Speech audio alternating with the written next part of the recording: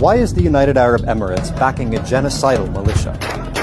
Satellite images and UN reports show the UAE is arming a paramilitary group, which is trying to take over Sudan by force.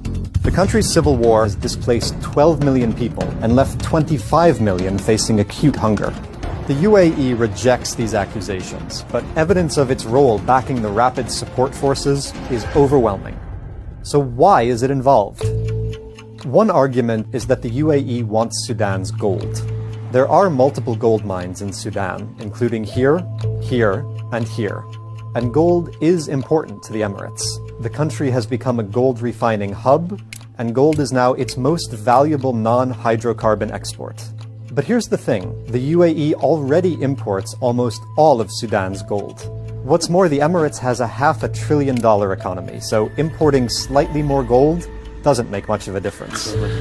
Another argument is agriculture. Sudan has more land that could be used for farming than any other African country. That interests the UAE, which is highly dependent on imports. As a desert country, 90% of its food comes from abroad. But the UAE already controls tens of thousands of hectares of Sudanese farmland and imports tens of millions of dollars of its crops. Others suggest that the UAE is after geopolitical influence. Sudan has a large coastline on the Red Sea. That makes it a strategic location for trade and security. But there's another explanation, a more compelling one. The UAE seems motivated by ideology.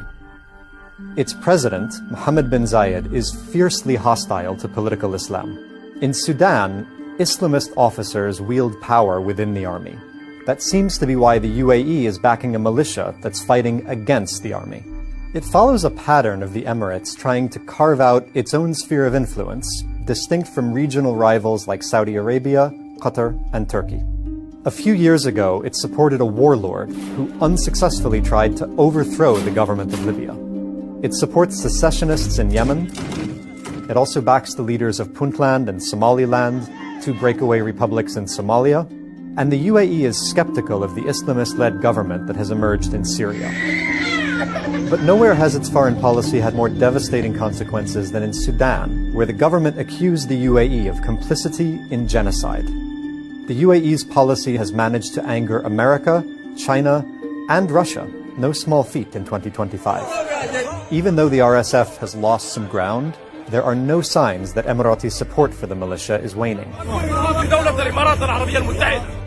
That means its role fueling the world's worst humanitarian crisis